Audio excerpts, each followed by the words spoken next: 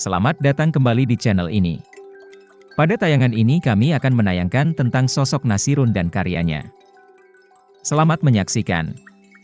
Kita bisa melihat sendiri dua sisi pelukis ternama yang meskipun kaya raya, konon tidak punya ponsel dan tidak tahu cara menyetir. Kita bisa melihat kekayaannya yang bergelimang sekaligus karya-karyanya yang memanjakan organ pandang. Siapa yang tak kenal Nasirun? Pelukis Yogyakarta satu ini sudah malang melintang di jagat kesenian untuk beberapa dekade belakangan. Daftar pameran tunggal pelukis yang dijuluki pelukis sufi ini karena usahanya terus-menerus mencari Tuhan sudah cukup panjang. Lebih-lebih lagi pameran bersamanya.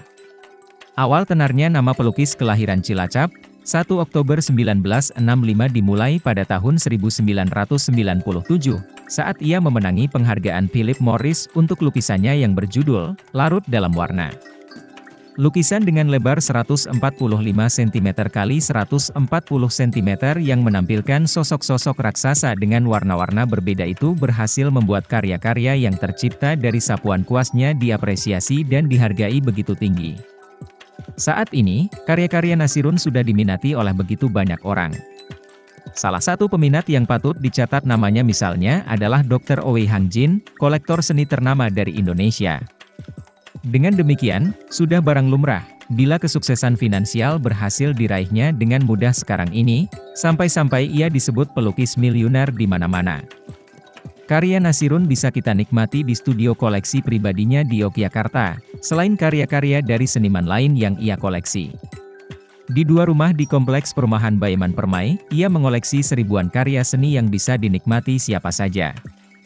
Ratusan karya dari nyaris seluruh fase karirnya sebagai seniman yang terbentang hampir 3 dekade tersebar seantero sisi rumah besar berlantai 2. Ada yang berukuran kecil, seperti ratusan kartu undangan pameran karya Nasirun di garasi rumah, ada pula yang berukuran amat besar, seperti seni instalasi yang terbuat puluhan biji kelapa di langit-langit rumah. Dan di antara garasi dan langit-langit, terpamer karya-karya Nasirun lainnya yang antara belum terjual atau memang tidak dijual. Namun selain banyak dalam hal jumlah, hasil karya Nasirun di studionya juga beragam dalam hal medium. Secara umum memang karya-karya Nasirun bisa dikategorikan sebagai lukisan. Akan tetapi, tidak semua lukisannya mewujud di atas kanvas. Nasirun adalah seniman yang tidak membatasi dirinya dalam hal medium lukisan.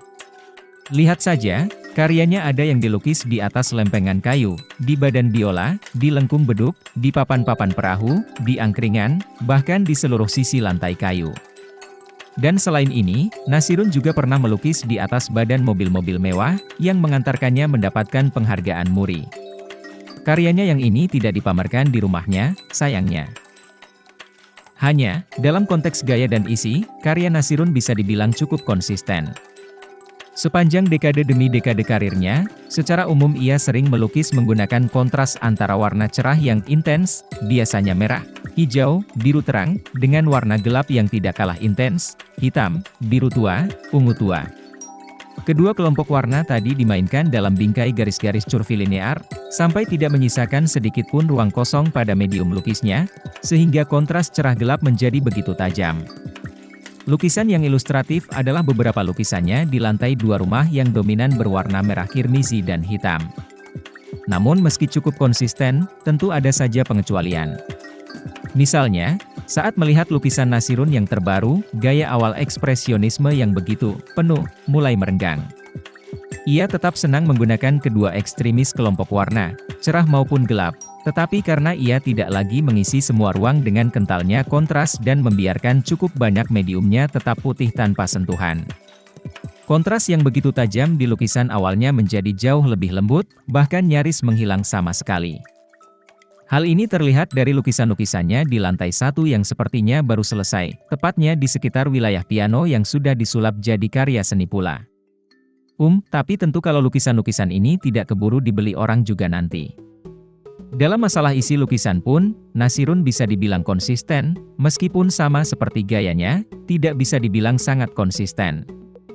Sejak awal, Nasirun yang pada satu sisi begitu terpana dengan kebudayaan Yogyakarta dan di sisi lain tergila-gila mencari Tuhan karena pengaruh ayahnya yang merupakan seorang guru tarekat. Hampir selalu melukis tokoh-tokoh wayang yang didistorsi dari bentuk konvensionalnya, makhluk fantastis dan bentuk-bentuk yang meskipun unik, bisa diduga-duga sumber asalnya, misalnya makhluk-makhluk mirip burak dari mitologi Islam. Figur-figur ini kemudian ia presentasikan sendiri, berdua, maupun beramai-ramai.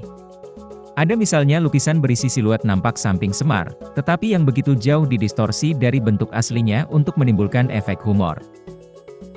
Bayangkan sosok pria wanita itu tetap dengan kepala, payudara, dan sedikit perut buncitnya, tetapi dengan badan atletis patung pemuda Yunani. Lukisan ini begitu lucu buat saya.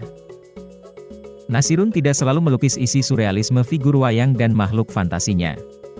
Di lain waktu, isi lukisannya yang kebanyakan berisi dunia surrealisme mitologi personalnya sama sekali ia jadikan lukisan abstrak. Hal ini terlihat pada sebagian lukisan-lukisan barunya di sekitar piano.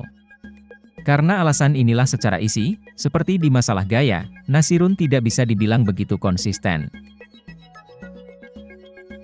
Cara tercepat untuk mengerti aspek isi lukisan Nasirun adalah dengan memperhatikan sebuah lukisan self-portrait-nya. Di bagian tengah lukisan, tergambar dengan gaya naturalis sosok Nasirun yang hanya mengenakan sarung. Di bagian luar lukisan, dilambangkan dengan simbol-simbol kepercayaan di seluruh dunia, sisi Nasirun yang tergila-gila mencari Tuhan disampaikan. Lalu di bagian terluar lukisan, berserak di mana-mana figur-figur wayang yang menggambarkan keterpesonaan dirinya akan kebudayaan Jawa. Lukisan ini bisa dibilang potret dirinya sebagai seorang seniman, kredonya sebagai seorang pelukis. Rumah koleksi kedua tidak kalah banyaknya karya, tetapi yang bukan karya Nasirun sendiri. Rumah kedua itu memuat karya-karya seniman-seniman yang Nasirun anggap sebagai gurunya, seniman-seniman Indonesia yang ia sebut para pejuang kebudayaan. Hampir semua karya di rumah kedua itu adalah lukisan, dengan bermacam-macam kelompok gaya lukis, naturalisme, impresionisme, dan ekspresionisme, dan isi realisme, surrealisme, dan abstrak. Ada misalnya lukisan Danarto yang semasa hidupnya begitu dekat dengan Nasirun. Ada juga karya-karya dari pelukis Sanggar Bambu, yang memang sengaja diburu Nasirun. Di luar lukisan, ada pula sketsa dan patung, misalnya patung Gus Dur di lantai 1. Ada begitu banyak karya, sehingga sekali berkunjung rasanya tidak cukup untuk memperhatikan setiap detailnya. Demikian sekilas tayangan tentang Nasirun. Terima kasih sudah menyaksikan tayangan ini. Semoga yang sekejap bermanfaat. Sampai jumpa dan jangan lupa berbuat baik.